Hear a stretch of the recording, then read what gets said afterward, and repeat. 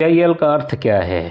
देखो, इसको इंग्लिश में इसकी जो फुल फॉर्म है वो है पब्लिक इंटरेस्ट लिटिगेशन या जनहित याचिका।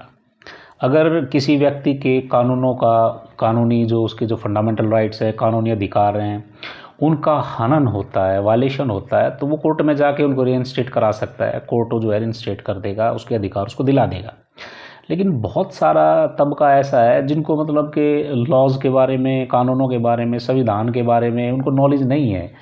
अनपढ़ लोग हैं वो, या फिर इतने कमज़ोर हैं, गरीब आदमी, पुअर हैं, तो उनको वो जो है वो डायरेक्टली जो है कोर्ट को अप्रोच नहीं कर सकते। उनको मैकेनिज़्म का नहीं पता भाई कैसे जा सकते हैं, क्योंकि उनके पास पैसे भी नहीं है। बहुत सारी जो है गरीब कम्युनिटी है, तो उनके जब उनको जस्टिस नहीं मिलता है, उनके फंडामेंटल राइट्स का या दूसरे उनके राइट्स हैं उनका हनन होता है, तो उसके लिए क्या है कि कोई भी व्यक्ति या कोई सिविल सोसाइटी या NGO कोई भी जाकर के उनके बिहाफ पे जो है वो कोर्ट में जा सकता है और उनके अधिकार उनको दिला सकता है, उनके संवैधानिक अधिकार उनको दिला सकता है, ठीक है, उनको जस्टिस दिला सकता है।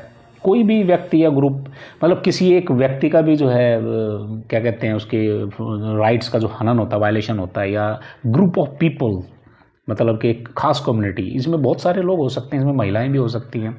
जैसे मान लिया कि महिलाओं के खिलाफ जो है दिन पर दिन अत्याचार बढ़ते जा रहे हैं। NDRC की रिपोर्ट है, नेशनल जो वो जो क्या कहते हैं वो क्राइम NRCB जो नेशनल क्राइम रिकॉर्ड ब्यूरो, वो उसमें जो है इंडिया में जो है महिलाओं के खिलाफ जो है क्राइम का जो रेट है वो बढ़ता जा रहा है। तो उसके बिहाफ पे कोई सुप्रीम कोर्ट में जा सकता है, कह सकता है भी महिलाओं के खिलाफ जो है हरासमेंट के केसेस हैं या बलात्कार के केसेस हैं, छेड़छाड़ के केसेस और दिन प्रतिदिन बढ़ के जा रहे हैं, तो उसमें जो है पब्लिक इंटरेस्ट लिटिगेशन जो डाली जा सकती है सुप्रीम कोर्ट में। सुप्रीम कोर्ट उसकी सुनवाई करेगा, क्योंकि बहुत सारी महिलाएं डोमेस्टिक वायलेंस का शिकार होती हैं, कहीं जो है बॉन्डेड लेबर के रूप में वो काम करते हैं। इसके अलावा और भी तबका होता है, जैसे कंज्यूमर्स होते हैं, आम आदमी को पता ही नहीं कौन सी चीज़ खरीद ली, हम कंज्यूमर कोर्ट में जा सकते हैं कि नहीं जा सकते हैं। बहुत सारे आजकल मॉडर्न बाज़ार है, पता नहीं क्या क्या चीज़ें बिकती हैं, कितनी हार्मफुल है, हमें पता ही नहीं है, ठीक है ना। तो अगर किसी को पता लगता है, ये जो पढ़े लिखे जो कम्युनिटी हैं वो जा कर के कोर्ट में जा सकती हैं और उनके अधिकारों के लिए, रक्षा के लिए वो काम कर सकते। इसी को ही पब्लिक इंटरेस्ट लिटिगेशन बोलते हैं। पब्लिक, ठीक है ना, मतलब कि जनहित याचिका, जनहित मतलब आम पब्लिक के हित की जो याचिका है वो पब्लिक इंटरेस्ट लिटिगेशन वो कहलाती है। अब ये भी देखिए शुरुआत कहाँ से हुई थी। इसकी शुरुआत हुई थी 1960 के दशक में, इसकी शुरुआत जो है अमेरिका में हुई थी, ठीक है।